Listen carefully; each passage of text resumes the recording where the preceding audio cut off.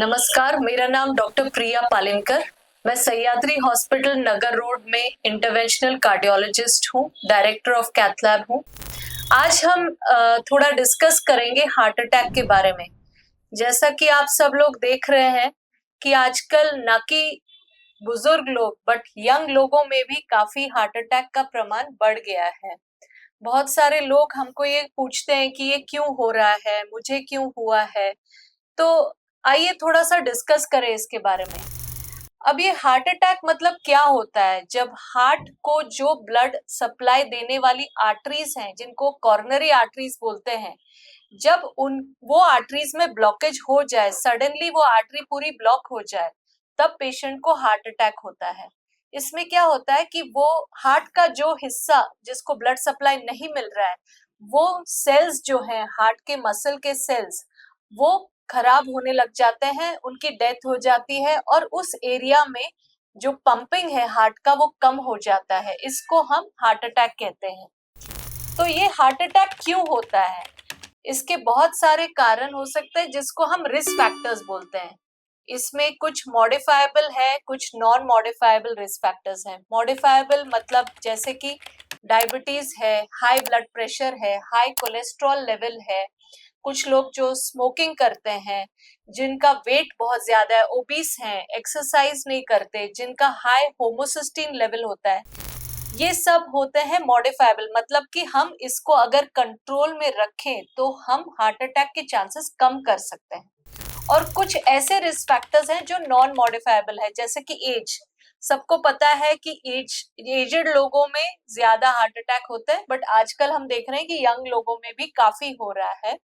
फिर जो फीमेल्स हैं, लेडीज हैं, वो एक तरीके का प्रोटेक्शन रहता है उनका up to the age of menopause, जिसके बाद हार्मोनल फ्लक्चुएशंस होने के बाद से फिर उनके chances of heart attack equal to their male counterparts हो जाते हैं।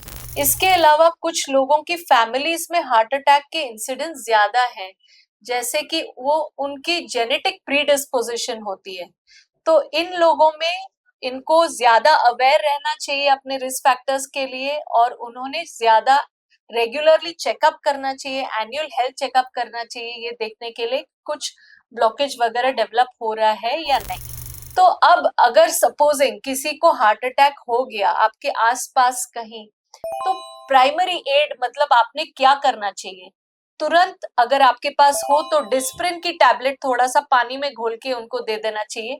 डिस्प्रिन सबसे सॉल्युबल एस्पिरिन है, जो कि तुरंत एंटीप्लेटलेट इफेक्ट शुरू कर देता है बॉडी में। एंटीप्लेटलेट मतलब जो क्लॉट फॉर्म हो रहा है वो प्लेटलेट से फॉर्म होता है। तो ये एंटीप्लेटलेट इफेक्ट जो है उससे क्लॉट फॉर्मेशन थोड़ा सा रुक जाता है। दूसरी चीज है कि सॉर्बिट्रेट टैबलेट। ये सबको पता है कि वो सॉर्बिट्रेट 5 मिलीग्राम की टैबलेट जीभ के नीचे रखने से जो चेस्ट पेन है वो थोड़ा सा कम हो जाता है, क्योंकि ये टैबलेट हार्ट की आर्टरीज को डायलेट करता है, मतलब एनलार्ज करता है, ताकि ब्लड सप्लाई थोड़ा सा इम्प्रूव हो जाए।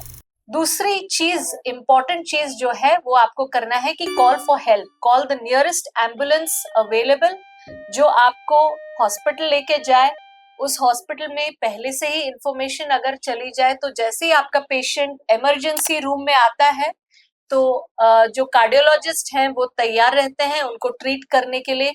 पहले उनका ईसीजी, 2D इको किया जाता है। 2D इको में हार्ट का पंपिंग कैसा है वो पता चलता है, और कोई कॉम्प्लिकेशंस हैं क्या हार्ट अटैक के साथ रहने वाले, जैसे कि कोई वाल्व का लीकेज है या कोई हार्ट के मसल में कुछ ज्यादा ही पंपिंग कम है, कुछ टेयर है, वो सब चीजें पता चल जाती है।